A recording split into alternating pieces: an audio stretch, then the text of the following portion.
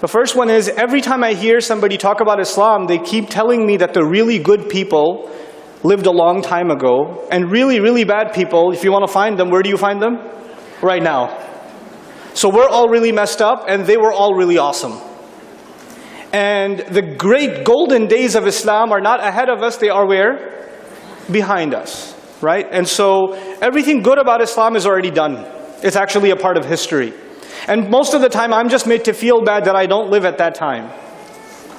Over and over and over again. That good people lived a long time ago, we're pretty much all terrible people. This religion belongs in ancient times. And if you really want to bring the good days back, then you have to live and act like it's 1400 years ago. You cannot acknowledge that you're living in 2015 or 1998 or whatever. You can't do that. You have to imagine that you're living in Umar bin al-Khattab's time, radiyallahu ta'ala anhu.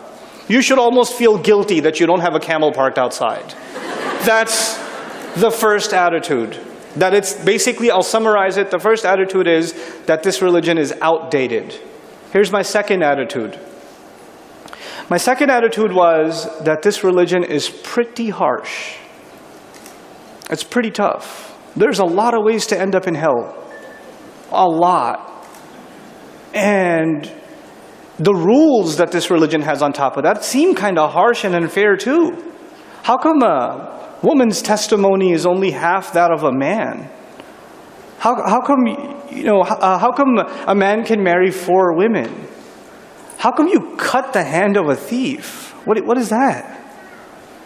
Why did the Prophet say this? Why did the Quran say that? And there were so many things that when you first hear it, you're like, really? Am I the only one who's kind of bothered by that? Or is that like, no, you should just believe it, don't question it. And I started developing insight. I never said it, because you know what happens if you say it. So the religion is harsh and unfair. That was my second attitude. Harsh and unfair. The third attitude that I developed, okay, you know what? I'm going to give it a shot anyway. Yes, it's harsh, it's unfair, yes, it's outdated, but I'm still going to try to be a good person. Let's see. You know what? I kept getting told, no matter how much you pray, your prayer's probably not good enough. You probably made 80,000 mistakes in the wudu that lasted 30 seconds. Your hajj probably didn't even count. Your prayers didn't count. Your recitation of Quran didn't count. As a matter of fact, you could grow your beard or dress Islamically, put a hijab on if you're a girl. You could do all that stuff, but you're probably a hypocrite. Chances are you're a hypocrite. In other words, no matter what you do, it's probably not good enough. So now, what was my first attitude? It's outdated. It belongs in ancient times. What was my second attitude? It was harsh and unfair. What was my third attitude? You can't win. That leads me to my fourth attitude. And my fourth attitude is a result of the first 3. And that was, what's the point? What's the point? I mean, if it's so outdated and it's so harsh, I'm a terrible person anyway. Allah is already angry at me anyway. Why should I make myself even more miserable? Why even bother with this religion? I mean, I'm not going to tell my parents that I'm not Muslim anymore, or I don't want to be a Muslim anymore, because they might freak out. So I'll still go act like I'm praying. But whatever, dude, let me just live my life. Let me just live my life. We have to create a space where young people can ask their questions, and they're not going to be told, Astaghfirullah al-Azim, there's a shaitan on you, let me do some ruqyah on you, let me blow this, you have a deep spiritual problem.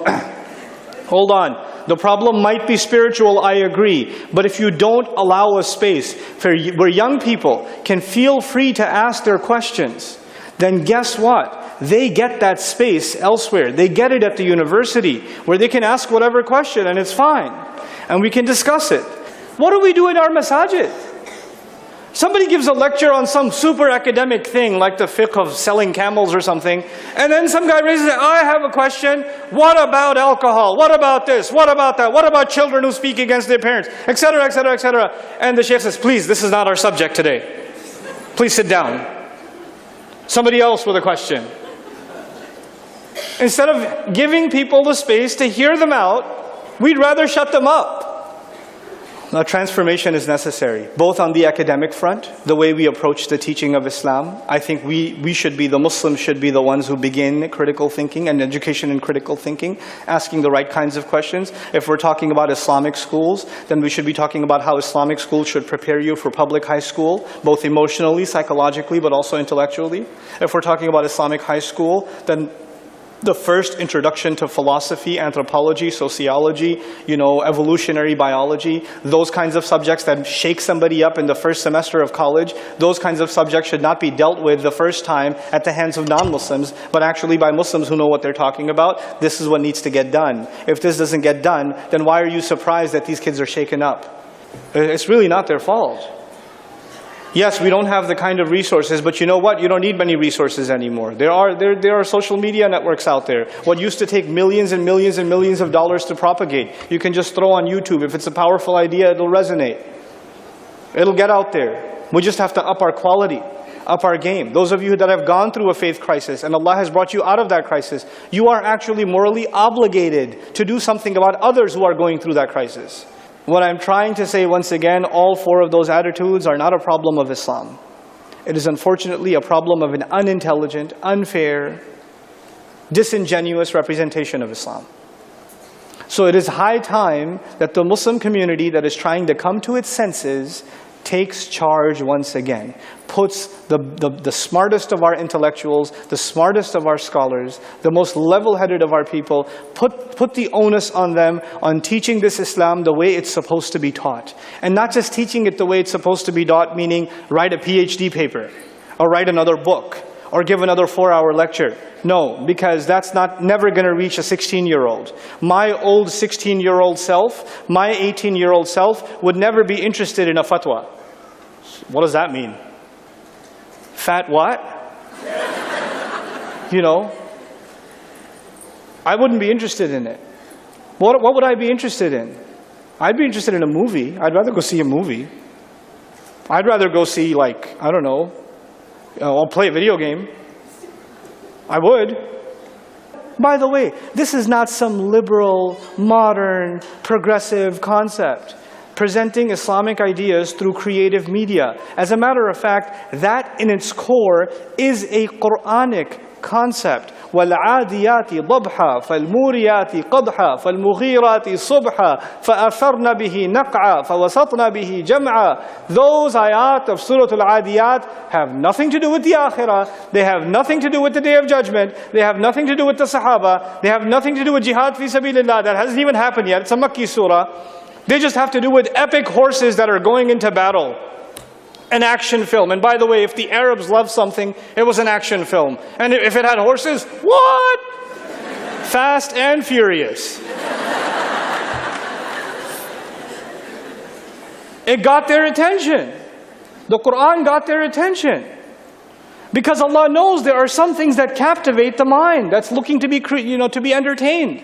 And those ayat, if you study the imagery in them, it's remarkably entertaining. If some young creative people put that into film, people will watch. They'll make an epic trailer. You know how they have epic trailers? Horses riding, swords, there's an enemy standing there, spears ready, and as soon as the clash is about to happen, this ain't bro. I have to see this. That's literally what the Quran did. We need to not just learn what the Quran says. We need to learn how it says it. Allah has a divine way of teaching things.